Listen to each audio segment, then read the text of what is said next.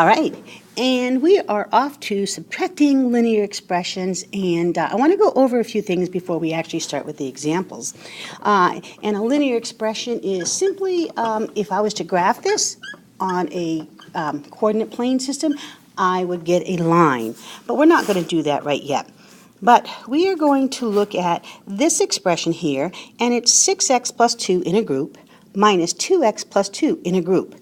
Well, yesterday, we did something like this, was 6x plus 2, adding, do you see the difference? Today we're going to be subtracting.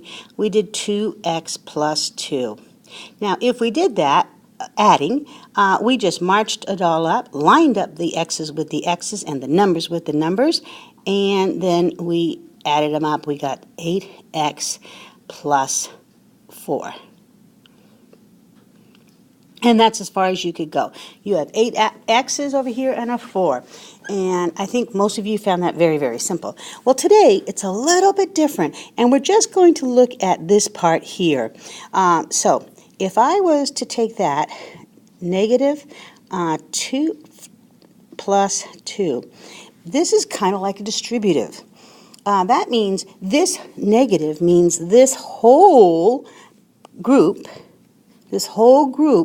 is going to change signs, because I'm going to multiply through both. Remember how we grabbed this term out here and we multiplied here? Well, that negative makes this a negative 2x, and that negative makes this a negative 2. So I am actually distributing a negative to both terms. So I would have multiply it times both terms, so I'm turning the signs around because I'm doing the opposite signs. And so let's look at that. 6x plus 2 in one group, and we're going back up here.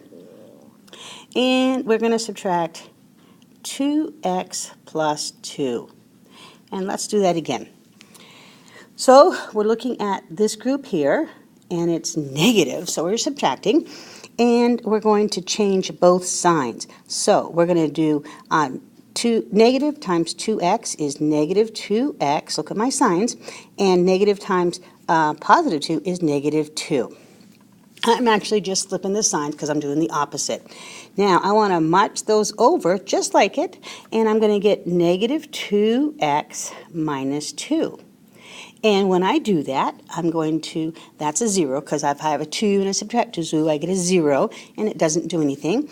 And here we have opposite signs, so you subtract that, and you get 4x. And that's as far as you can go.